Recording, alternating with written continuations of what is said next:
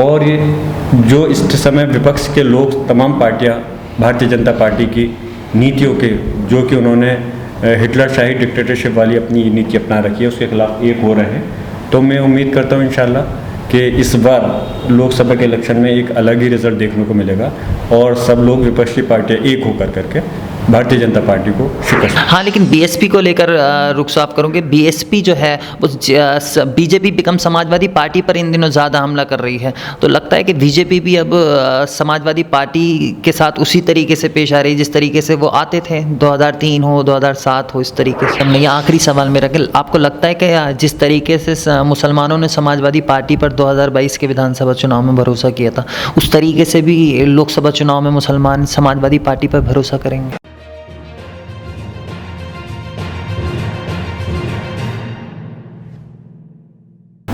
नमस्कार, आदाब। आप देख रहे हैं दैनिक भास्कर डिजिटल और मेरे साथ बातचीत के लिए मौजूद हैं समाजवादी पार्टी के कुंदरकी विधानसभा से विधायक जियाउर रहमान बर्क साहब। जिया साहब, स्वागत है आपका। शुक्रिया।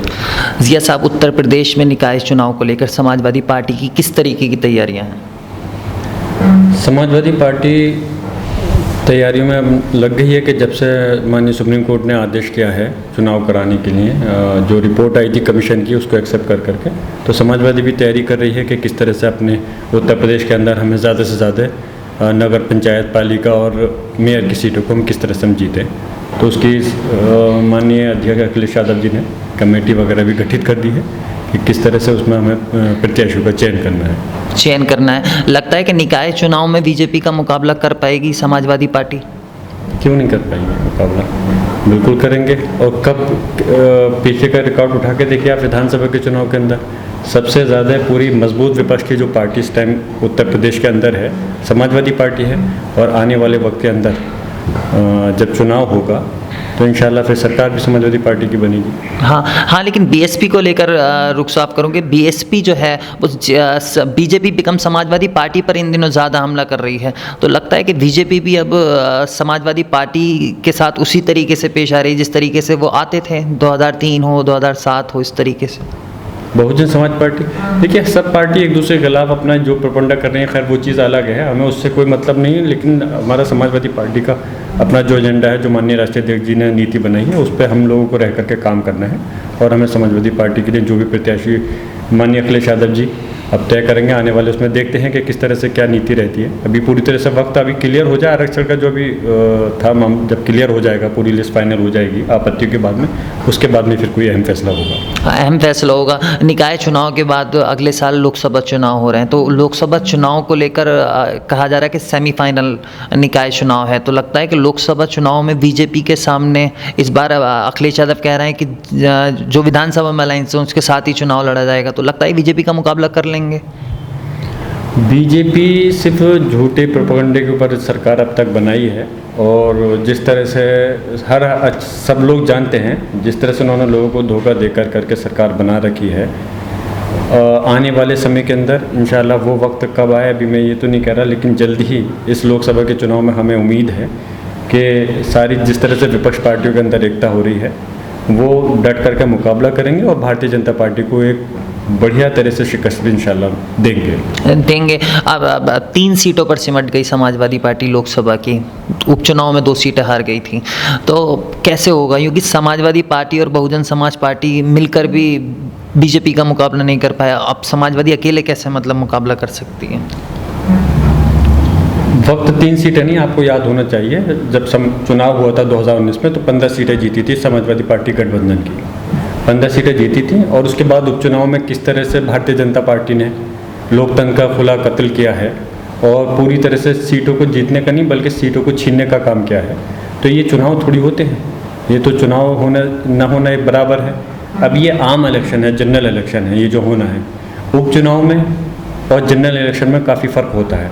जनरल इलेक्शन के अंदर समीकरण अलग होते हैं, लोगों को उम्मीद अलग होती है। उपचुनाव से कोई सरकार बनने या बिगड़ने पे कोई फ़र्क नहीं पड़ता।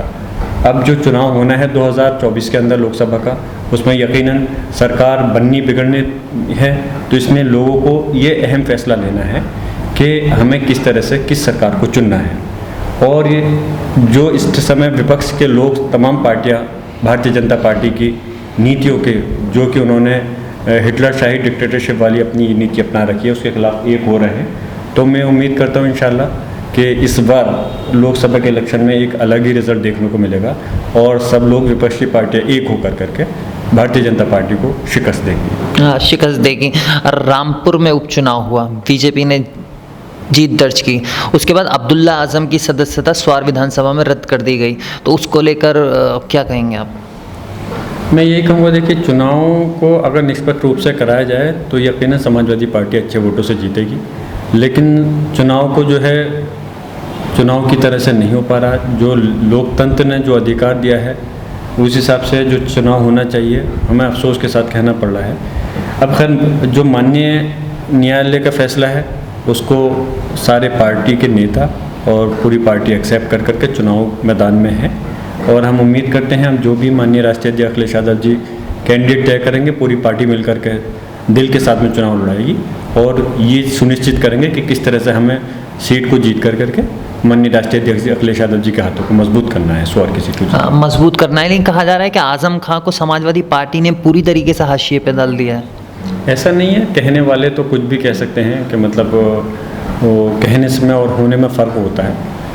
माननीय राष्ट्रीय अध्यक्ष अखिलेश यादव जी पार्टी के राष्ट्रीय अध्यक्ष हैं और माननीय आजम खान साहब पार्टी के सीनियर नेता हैं, उनका एक अपना वजूद है, तो इसलिए इस टाइप की बातें कहने में और होने में फ़र्क है, जो अपना आने वाले वक्त में ऐसा कुछ देखने को इंशाल्लाह नहीं मिलने का कि जो कि ये प्रपंड है, इसके अंदर कोई ज़्यादा दम नहीं है। ज़्यादा दम नहीं है। आखिरी सवाल मेरा कि आपको लगता है कि जिस तरीके से मुसलमानों ने समाजवादी पार्टी पर 2022 के विधानसभा चुनाव में भरोसा किया था, उस तरीके से भी लोकसभा चुनाव में मुसलमान समाजवादी पार्टी पर भरोसा करेंगे? देखिए, मुसलमानों का मकसद ये है कि ख़ास तौर से जो है एक सरकार ऐसी बने जो कि सिर्फ मुसलमानों के साथ में नहीं बल्कि किसी भी गरीब, मजदूर, आवाम, कोई किसी भी धर्म से ताल्लुक़ रखता हो उसके साथ में ज़्यादती नहीं हो। मुसलमान ये चाहता है, हमारा धर्म भी यही पैगाम देता है कि किसी आप मजलूम के ऊपर जुल्म नहीं करें। तो इसलिए मुसलमान किस तरह से फ़िरका परस्त ताकतों को ख़त्म करने के लिए, ऐसी ताकत जो कि सिर्फ धर्म के नाम पर लड़ा करके अपनी राजनीति रोटियां सेकने का काम करते हैं, उनको किसी के दुख दर्द से मतलब नहीं है। सिर्फ मुसलमान ये चाहता है ऐसी फ़िरका परस्त ताकतों को किस तरह से रोका जाए और उसको रोकने के लिए ख़ास तौर से उत्तर प्रदेश के अंदर जो है भारतीय जनता पार्टी को रोकने के लिए समाजवादी पार्टी ही है जो कि भारतीय जनता पार्टी को रोक सकती है।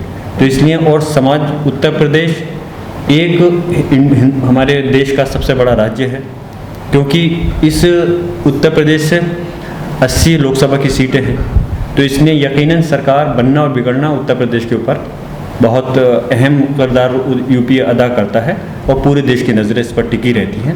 उसी की बदौलत आज समाजवादी पार्टी उत्तर प्रदेश में जो मुख्य विपक्ष पार्टी है, इसलिए उत्तर प्रदेश के साथ साथ समाजवादी पार्टी के ऊपर भी पूरी देश की निगाहें टिकी हुई हैं कि किस तरह से बीजेपी को शिकस्त देने के लिए समाजवादी पार्टी फैसला लेगी। और हम ये यकीन रखते हैं कि मुसलमान उस फ़िरका परस्त ताकत भारतीय जनता पार्टी को रोकने के लिए समाजवादी पार्टी के साथ जैसे विधानसभा के इलेक्शन में अपना साथ दिया था, इंशाल्लाह उसी मजबूती के साथ में लोकसभा के इलेक्शन में साथ देंगे। चलिए, शुक्रिया हमसे बात करने के। ये थे कुंदरगी विधानसभा से समाजवादी पार्टी के विधायक ज़ियाउर रहमान पर्क साहब, जिन्होंने निकाय चुनाव से लेकर लोकसभा चुनाव तक बड़ी बेबाकी से अपने जवाब दिए। कैमरामैन सलमान के साथ दैनिक भास्कर डिजिटल से मैं मोहम्मद आमिर।